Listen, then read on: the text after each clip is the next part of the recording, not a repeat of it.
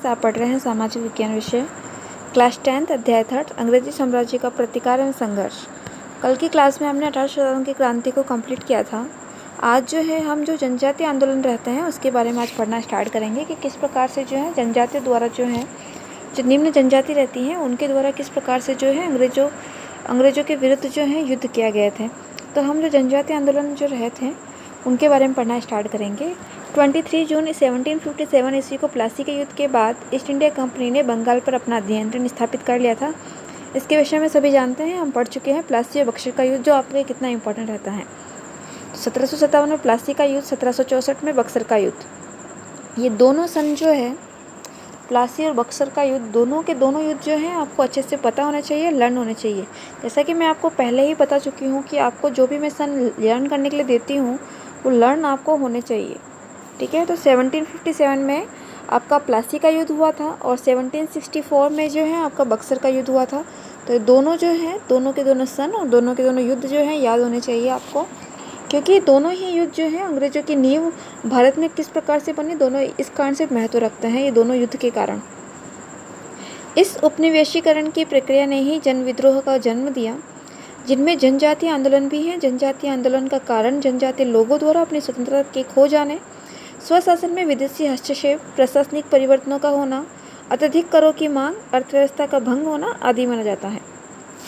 Actual में क्या होता है, जो जनजातीय लोग थे, जितनी भी जनजातियाँ हम देखने को मिलते हैं या वर्तमान में भी अगर हम देखेंगे तो ये जो है इनका लैंग्वेज, इनका रहन सहन, इनका तौर तरीका इस प्रकार का होता है जो हमारी वर्तमान की जो शहरी जो दिनचर्या होती है, जो शहरों का जिस प्रकार के एनवायरनमेंट होता है उससे बिल्कुल अलग होता है, ठीक है।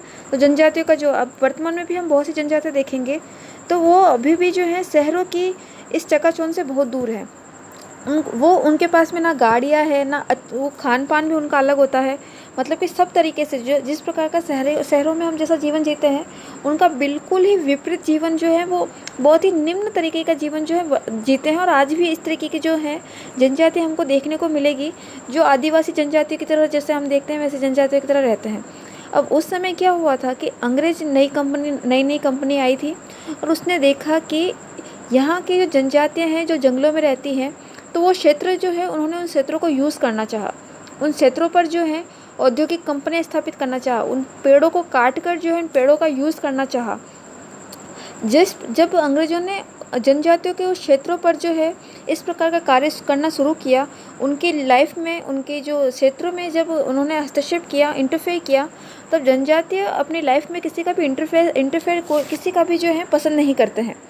आप वर्तमान की भी कुछ समय पहले अगर एक घटना देखेंगे जहाँ पर किसी व्यक्ति द्वारा उस जनजातीय क्षेत्र में जाने के कारण उसकी जो है वो जनजाति लोग जो रहते थे, आदिवासी लोग जो रहते थे, उनके द्वारा जो है उस इंसान की, उस व्यक्ति की जो है हत्या कर दी गई थी।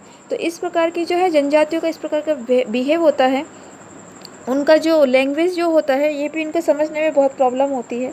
तो इस प्रकार की जो है जनजातियों का हस्तक्षेप जब अंग्रेजों द्वारा किया जाता है तो वह क्या करते हैं, विद्रोह करते हैं जनजातियाँ। तो वो कौन कौन सी जनजातियाँ रहती हैं जिनके द्वारा विद्रोह किया गया था और किस प्रकार की जो है कार्यप्रणाली रही थी उस समय। बंगाल तथा पूर्वी भारत में जनजातीय विद्रोह। सबसे पहला जो रहता है सन्यासी विद्रोह, इसके बारे में देखिए। सन्यासी विद्रोह बंगाल पर अंग्रेज राज्य स्थापित होने के बाद 1769 से 70 ईस्वी में भीषण अकाल पड़ा। उधर कंपनी के पदाधिकारियों ने कर भी कठोरता के साथ वसूले। सन्यासी कृषि करने के साथ साथ धार्मिक यात्राएं भी नियमित करते थे। तीर्थ यात्रा पर आने जाने पर प्रतिबंध लगाने से सन्यासी लोग नाराज हुए। अब जो सन्यासी विद्रोह हो रहा है वह किस कारण से हो रहा है, उनके तीर्थ स्थानों पर आने जाने पर प्रतिबंध जब लगाया गया अंग्रेजों द्वारा, तब ये नाराज जो है सन्यासी जो है इससे नाराज हुए, जब उनको तीर्थ स्थानों पर आने जाने पर क्या लगा है, प्रतिबंध लगा है। इन सन्यासियों की अन्याय के विरुद्ध लड़ने की परंपरा भी रही थी। उन्होंने जनता के साथ मिलकर कंपनी की कोठियों तथा कोठियों पर आक्रमण कर लूट लिए। ये लोग कंपनी के सैनिकों के विरुद्ध बहुत वीरता से लड़े, लेकिन वॉरेन हेस्टिंग्स जो कि गवर्नर जनरल थे ने एक लंबे अभियान के बाद इस विद्रोह को दबा दिया, जिसका उल्लेख बंकिम चंद्र चटर्जी के उपन्यास से, अंडरलाइन करेंगे सभी, आनंद मठ। इसके बारे में जो है सन्यासी विद्रोह के बारे में हमें बंकिम चंद्र चटर्जी के जो उपन्यास रहता है आनंद मठ, उसमें हमें इसकी जानकारी मिलती है। इसमें आपको इम्पोर्टेंटली 3 पॉइंट याद करने हैं। सन्यासी विद्रोह, सन्यासी जनजाति से संबंधित क्या हुआ था इसमें जो है तीर्थ स्थान जो धार्मिक यात्राएं होती थी उस पर प्रतिबंध लगाया गया। इस विद्रोह हुआ, लेकिन जो वॉरेन हेस्टिंग्स थे उसके द्वारा जो है दबा दिया गया। इसका जिक्र हमें किसमें मिलता है? हमें बंकिम चंद्र चटर्जी का जो उपन्यास रहता है आनंद मठ उसमें जो है हमें इसके बारे में जानकारी मिलती है। तो 3 से 4 पॉइंट जो इंपॉर्टेंट रहते हैं इसके, उससे आपको जो है सन्यासी विद्रोह के बारे में लर्न करना है। अगला जो है हमारा कोल विद्रोह। अंग्रेजी प्रशासनिक जटिलताओं, कठोर भूमिकर व्यवस्था तथा स्थानीय शासक वर्गों के उपेक्षा पूर्ण व्यवहार ने जिस शोषण को जन्म दिया था उसके खिलाफ कोल जनजाति ने क्या किया है? विद्रोह किया है। अब यहाँ पर विद्रोह किस कारण से हो रहा है? उनका प्रशासनिक जटिलता, कठोर भूमिकरण व्यवस्था के कारण। ठीक है। पुलिस का दमन, जमींदारों और साहूकारों द्वारा जबरदस्ती कर वसूली हो रहा है यहाँ पर। इस विद्रोह का नेतृत्व किसके द्वारा किया जा रहा है? 2 भाई थे, सिंधु और कान्हू द्वारा जो है कोल विद्रोह का नेतृत्व किया जा रहा है। ठीक है, आगे देखिए। इन्होंने कंपनी के शासन का अंत करने की घोषणा कर अपने आप को स्वतंत्र घोषित कर दिया। विस्तृत सैन्य कार्यवाही के पश्चात ही 1857 ईस्वी में स्थित नियंत्रण में आ गई। सरकार को स्वतंत्र पृथक संथाल परगना बनाना पड़ा। ठीक है, तो ये जो रहा आपका कोल विद्रोह रहा। अगला विद्रोह रहता है आपका भील विद्रोह। भील जनजाति पश्चिमी तट के खानदेश नामक इलाके में रहती थी। 1812-19 तक इन लोगों ने अपने नए स्वामी अंग्रेज के विरुद्ध विद्रोह कर दिया। कंपनी अधिकारियों का मानना था कि इस विद्रोह को पेशवा बाजीराव द्वितीय और उसके प्रतिनिधि त्रिभंगजी दांगलिया ने प्रोत्साहित किया है। वास्तविक कारण कृषि संबंधी कष्ट और नई सरकार से भरा था। इसका भील विद्रोह का जो कारण माना जाता है वह था कृषि संबंधी कष्ट और नए सरकार से भय। अंग्रेजी सेना की अनेक टुकड़े इसको दबाने में लगी थी। उन्होंने 1825 ईस्वी में सेवरम के नेतृत्व में पुनः विद्रोह किया।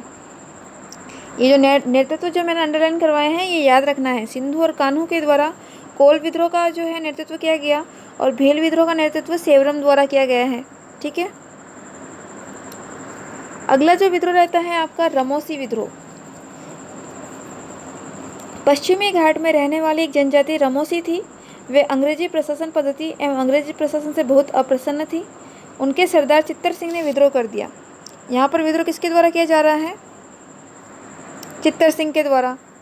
ठीक है, ये सारे नाम पता होना चाहिए कहाँ पर कौन कौन जो है विद्रोह किसके द्वारा किया। भील जनजाति में सेवरम, रमोसी विद्रोह किसके द्वारा? चित्तर सिंह के द्वारा। ये नाम आपको अंडरलाइन करके लर्न करना है। सतारा के आसपास के प्रदेश लूट लिए। 1825-26 ईस्वी में पुनः विद्रोह हुए। अधिक सैन्य बल से ही अंग्रेज इन विद्रोह को दबाने में सफल हुए। जितने भी जनजातीय विद्रोह हुए हैं वो अंग्रेजों द्वारा दबा दिए गए। उनका जो है पूर्ण रूप से जो है इनका विद्रोह जो है सफल नहीं हो पाता। जनजातीय आंदोलन का भी और 1857 की क्रांति का भी, ये दोनों ही जो आंदोलन हुए, दोनों ही जो विद्रोह हुए, उनका जो है अंग्रेजों द्वारा वापस क्या कर दिया जाता है? दमन कर दिया जाता है। ये जो है भारत की स्वतंत्रता के लिए जो भी इन्होंने आंदोलन किए ये पूर्ण रूप से सफल नहीं हो पाता है। अब आगे किस प्रकार से जो है भारत में स्वतंत्रता आंदोलन और कौन कौन से होते हैं, कौन कौन से ऐसे नेता उभर कर आते हैं, उनके बारे में हम कल आगे कंटिन्यू करेंगे, जहां हम क्रांतिकारी संगठनों का स्वतंत्रता संघर्ष में योगदान क्या रहता है उनके बारे में पढ़ना शुरू करेंगे। आज के लिए इतना ही। Thank you.